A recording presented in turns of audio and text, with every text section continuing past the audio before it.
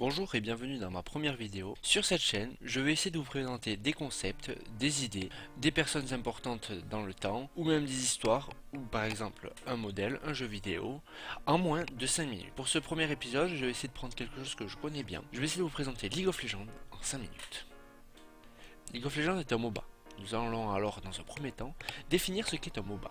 Un MOBA est un jeu en arène de bataille en ligne multijoueur, qui se joue majoritairement en 5 contre 5. Généralement, un MOBA se distingue en 3 capacités que le joueur doit acquérir. Savoir gérer son personnage, son argent ou son équipement, réussir à coordonner son équipe pour prendre des objectifs et faire des décisions en équipe permettant de gagner la partie.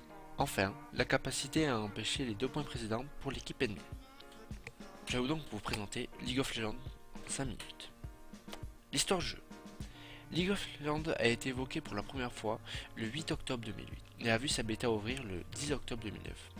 League of Legends vient du cerveau de 2 concepteurs du mode populaire de Warcraft 3, Defense of the Ancient All-Star, plus connu sous le nom de Dota.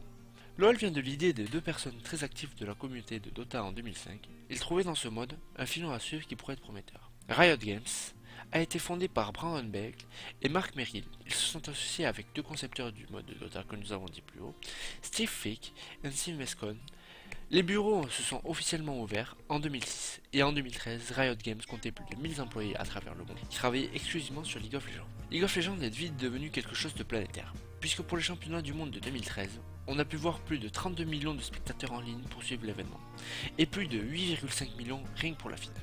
Ce record fut explosé en 2015, puis en 2016, avec pour cette même année un pic d'audience simultanée à 14,7 millions de personnes. Le jeu en 2013 est aussi devenu le jeu le plus joué dans le monde entier. LoL a connu une distribution partout.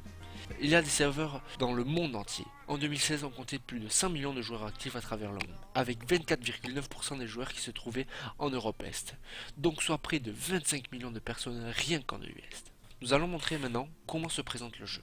League of Legends est un jeu basé sur une économie qui est axée sur le fait de la vente de skins, ou de bonus qui ne permettent pas un avantage sur les autres dans le jeu, changeant pour les skins seulement le visuel d'un champion.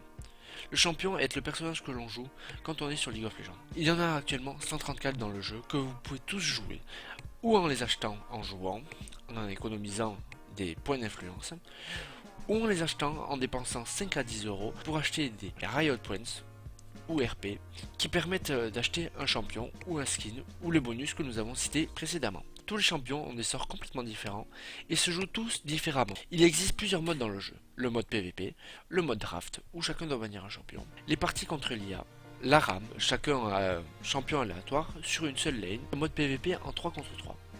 Ainsi, et pour finir, des modes temporaires qui changent souvent. On parle d'un mode temporaire par semaine. Il y a 2 équipes qui s'affrontent, dans des parties allant la plupart du temps entre 25 et 40 minutes, en choisissant un champion parmi ceux que dispose l'évocateur, qui est le représentant du joueur dans l'univers du jeu.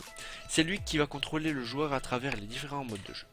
Les 2 équipes ont un objectif commun, détruire le Nexus, qui est l'objectif qui permet de gagner la partie. Toutefois, les 2 équipes peuvent disputer d'autres objectifs, les tourelles qui défendent le Nexus, les inhibiteurs qui sont les derniers remparts qui permettent de défendre le Nexus, et ainsi que des monstres dans la forêt que l'on appelle jungle.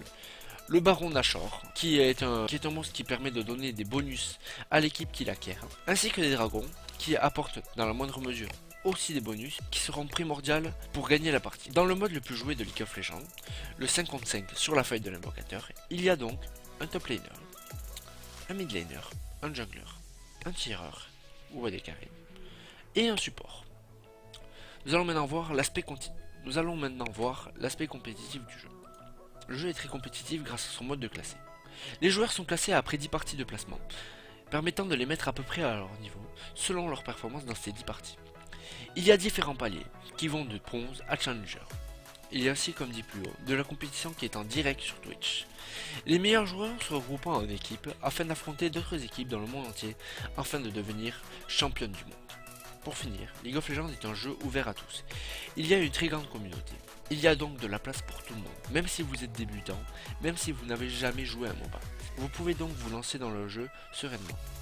Je vous mets le lien en description pour qu'on puisse se rejoindre finalement sur la faille de l'invocateur. Si Si vous avez aimé ou ne pas aimé cette vidéo, je vous laisse mettre un like ou un dislike, ainsi que si vous n'avez pas du tout aimé la vidéo, je vous laisse mettre un commentaire pour essayer de m'expliquer pourquoi vous n'avez pas aimé la vidéo et essayer d'améliorer le contenu des vidéos.